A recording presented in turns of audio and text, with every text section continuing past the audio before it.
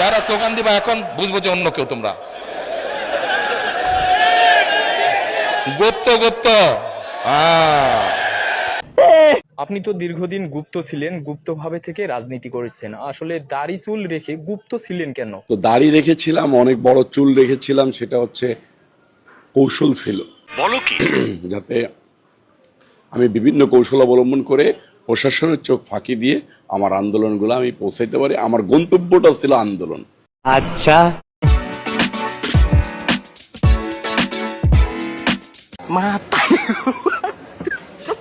আফসোস লেখাপড়া কিছুই শিখলো না। এই, এটা কি তুমি লিখেছো? যে না, আমি তো লেখাপড়াই জানি না।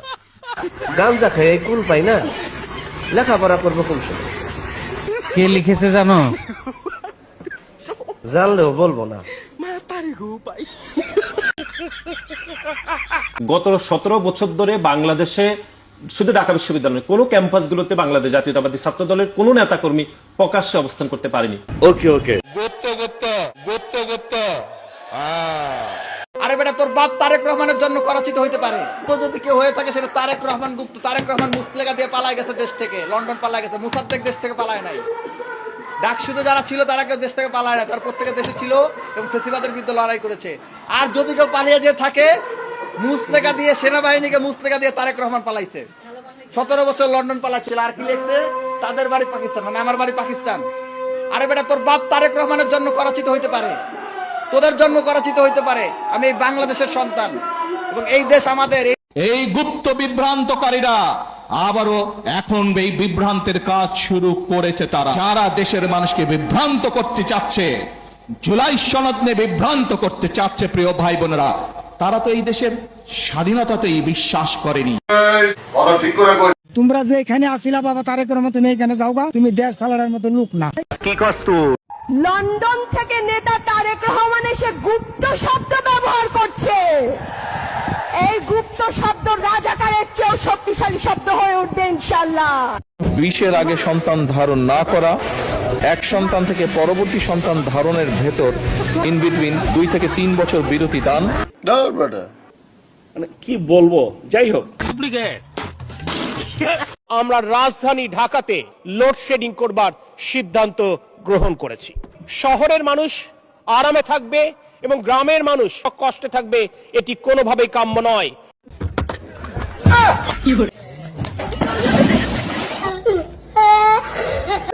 আচ্ছা, আমাদেরকে বলে আমাদের নেতা নাকি মুসলেকা দিয়ে পালিয়ে গেছে। আমরা মনে করি আমাদের নেতা হিজরত করেছে, কারণ এক দেশ থেকে যখন অন্যায় অত্যাচারের ভয় আরেক দেশে চলে যায় তখন হিজরতই বলে তাকে। বলেন, হিজরত করার ফলে মানুষের জ্ঞান বাড়ে, হিজরত করার ফলে মানুষের প্রজ্ঞা বাড়ে, হিজরত করার ফলে মানুষের মেধা শক্তি বৃদ্ধি পায়। ইনশাআল্লাহ আল্লাহ পাক আমাদের নেতা জনাব তারেক রহমানকে সেই মেধা, সেই প্রজ্ঞা, সেই জ্ঞান দিয়ে বাংলাদেশে পাঠিয়েছে।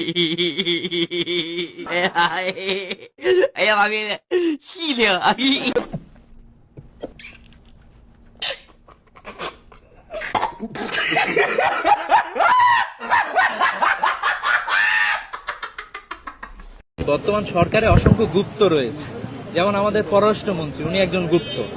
সরকারে ছিলেন, সরকারের থাইকা উনি বিএনপির উদ্দেশ্য হাসিল করছেন, এখন বিএনপি ক্ষমতায় আসছে, উনি পররাষ্ট্রমন্ত্রী হয়েছেন। ঠিক বলেছো। এরপরে আইনমন্ত্রীকে আমরা একইভাবে দেখতে পাই, যিনি সরকারের অ্যাটর্নি জেনারেল ছিলেন, তিনি গুপ্ত অবস্থায় ছিলেন। পরবর্তীতে উনি আইসা এখানে মন্ত্রী হয়েছেন। তো এই ধরনের নিজেদের গুপ্তগিরি ঢাকার জন্য তারা মূলত গুপ্ত শব্দটাকে তারা নিয়ে আসার চেষ্টা করা হয়েছে। আপনি যখন কাউকে গুপ্ত বলবেন, আপনার দলের নেতা যে 18 বছর বিদেশে ছিলেন, এটা কি সুপ্ত ছিল না গুপ্ত ছিল বলুন? কোথায় গুপ্ত ছিল? 18 বছর দল চালিয়েছেন হলো ল্যাপটপের ভিতরে বসে থেকে। এটাকে সুপ্ত শব্দ পড়ে কেন বলবেন? এটা হচ্ছে বিষয়। যত বলবেন তত আমরা বেশি বলবো, আমরা এটাকে অন করি। এখন তো গুপ্ততে আমরা এখন আপনার গুপ্তকে কাউন্টার করব, পরিচয় কাউন্টার করে বুঝিয়ে দিব যে আপনারা আসলে গুপ্ত বুঝেন না। আমারও সেই ছাত্র দল বিএনপি আগের মতো বলার চেষ্টা করছে, কারো বলছে গুপ্ত শিবির, সাধারণ শিক্ষার্থীর নামে অমুক। এগুলো কি ভাই?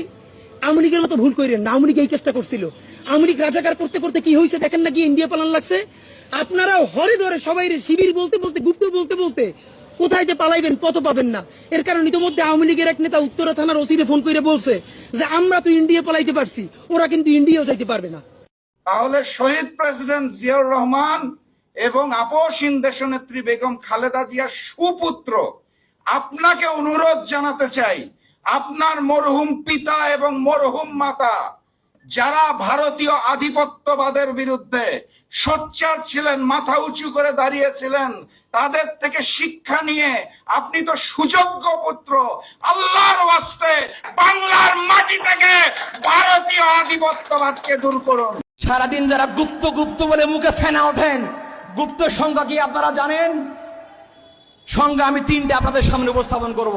সংজ্ঞা নাম্বার 1, যারা সেনাবাহিনীর কাছে মুসলেকা দিয়ে বলেছিল আর কোনোদিন রাজনীতি করব না, তারা লন্ডনে 17 বছর লুকিয়ে থেকে ক্যামেরার সামনে মুখ দেখিয়ে ভারতের অনুমতি দিয়ে তারা দেশে রাজনীতি করে, তারাই প্রকৃত গুপ্ত।